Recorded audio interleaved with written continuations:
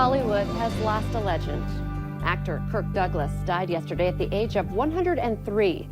He starred in more than 80 films, was nominated for 3 Oscars, and continued acting even after suffering a stroke in 1996. Hi, everyone, and thank you for waking up with us on this Thursday morning. I'm Jordan Schreier here with Lisa Bedell, and we're just getting started with your news and weather to the top of the hour to help you plan your day. A disturbing incident at a Moorhead school has police now in on the investigation. A student is recovering from a concussion this morning after a fight involving 4 students in a bathroom at Horizon East Middle School.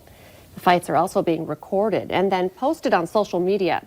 We can't show you the contents of the videos because of copyright issues, but the post shows students fighting inside and outside of the school while other students look on. The Moorhead School District says its goal is to create and maintain campuses that are safe for all students and staff, and that campus safety involves disciplinary sanctions when student behavior falls below their standards.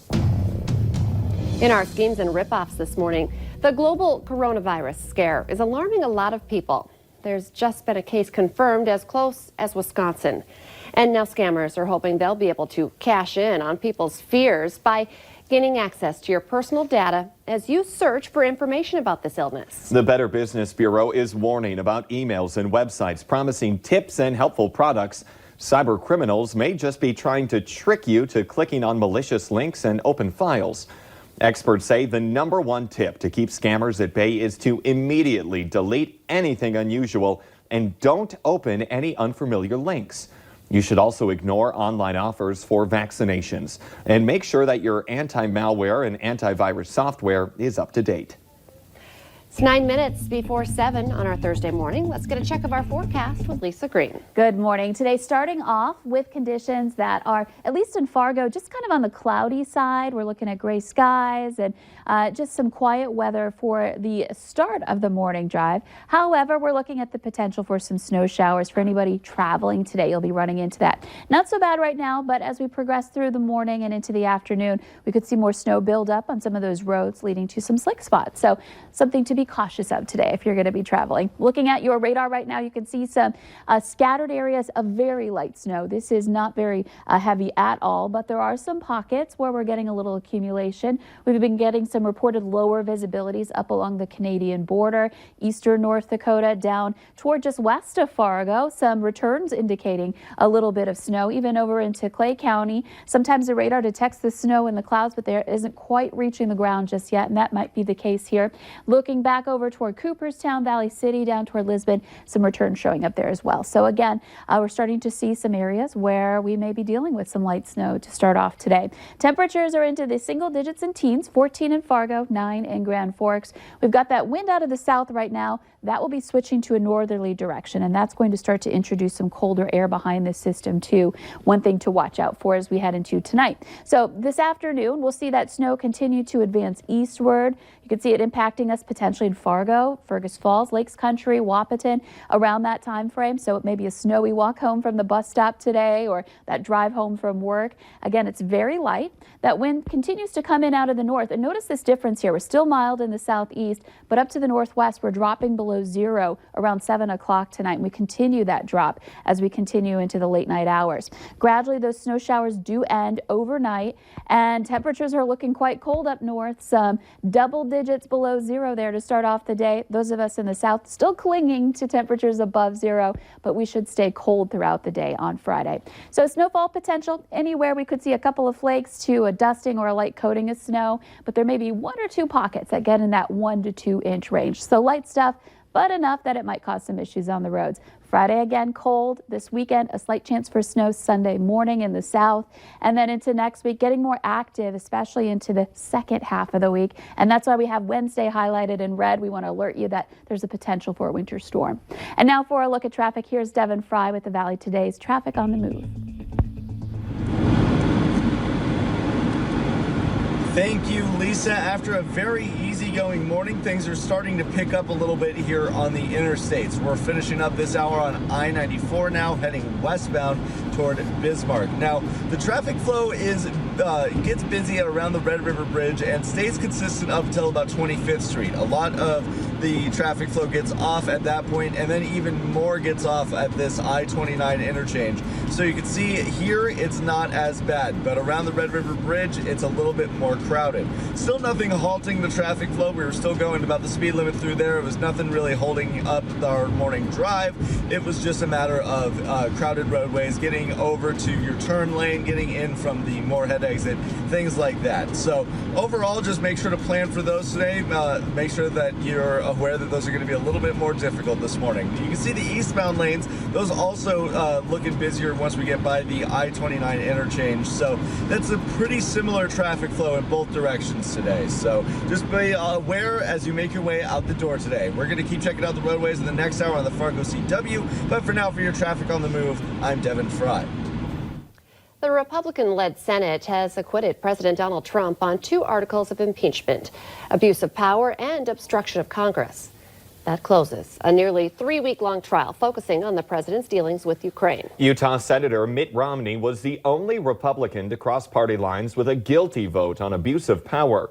He voted not guilty on obstruction of Congress. The president tweeted that he will make a public statement today from the White House to discuss what he calls the country's victory on the impeachment hoax. A Wisconsin high school teacher is charged in Minnesota with trying to secretly record students in their Minneapolis hotel rooms. 37-year-old David Cruchin of Madison is facing 3 felony counts of interfering with the privacy of a minor under 18. He was chaperoning students on a business club trip to Minneapolis in December. Authorities say Cruchin hid cameras and a smoke detector and 2 air fresheners planted in students' hotel bathrooms at the Hyatt Regency in downtown Minneapolis. A former teacher in Sioux Falls, South Dakota, is now facing charges of sexual contact with a minor. Police say 27-year-old Dalen Fargo was an assistant high school choir director. He resigned 2 days before a parent filed a protection order against him on behalf of their son. A lot of people complain about parking in downtown Fargo, and you can now sound off about it at a pair of public meetings this week. The first open house is today at 5 this evening in the Fargo City Commission chambers. You can get another chance at noon tomorrow in the community room of the downtown public library. The city of Moorhead has eyes on its downtown neighborhood too, and it's hosting another open house about plans for the future. It runs this afternoon from 4 to 6:30 in the atrium area of Moorhead City Hall.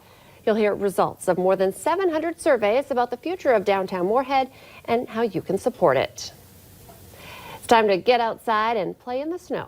And Fargo Public Works has been very busy with a fun project you might like. They built a snow luge and tunnels at Island Park downtown again this year, and they're scheduled to open today. They're made of large PVC pipes and culverts that are coated with some snow and ice. And Detroit Lakes is ready with this year's outdoor ice extravaganza. Polarfest DL begins today and goes through the 17th. The winter tradition features an ice castle, and the grand lighting is tonight at 7 on City Beach. The first Ronald McDonald House opened in 1974. 46 years later, they're still providing comfort for families during difficult times. And you can help them continue their efforts. The Valley Today's Abby Furchner joins us live this morning with more. Good morning, Abby. Good morning, Lisa and Jordan. I'm here at the Ronald McDonald House Charities of the Red River Valley with Executive Director Jill Christopher, and I want to talk about the Sweetheart Ball, of course, because that's a big event that's coming up this weekend. But I first want to talk about the house here that we're standing in Fargo. How does this benefit people in the community? Because I know there's the houses can kind of choose and be unique of who they serve. So who do we serve here? Absolutely. So we serve anyone who has a family or a child 21 or younger receiving medical care in Fargo. So it can be any medical reason from premature baby, cancer, eating disorders, surgeries, all sorts of different families that need care because it's so quality here in Fargo. Yeah. And how many rooms do you have here? And are you booked a lot of the time? Yeah. So we have 17 rooms, so we can serve 17 families a night, and we are full almost every day. Wow.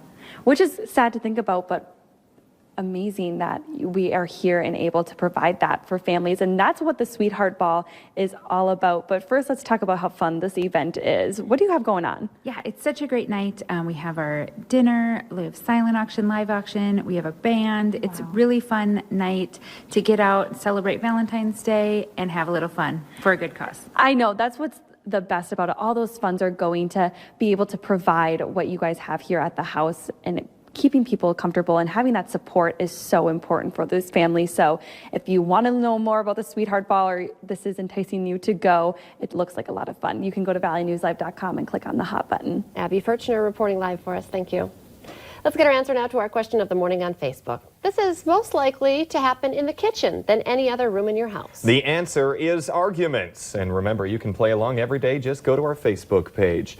And today, really no arguing about it. It's kind of cold out there. Yeah, a little cold. We've got some snow approaching us here in the region. We're looking at snow showers in eastern North Dakota, starting to advance into Minnesota, off and on throughout the day. The Today Show and CBS This Morning are just about to start, but the Valley Today rolls on. You can join us right now on the Fargo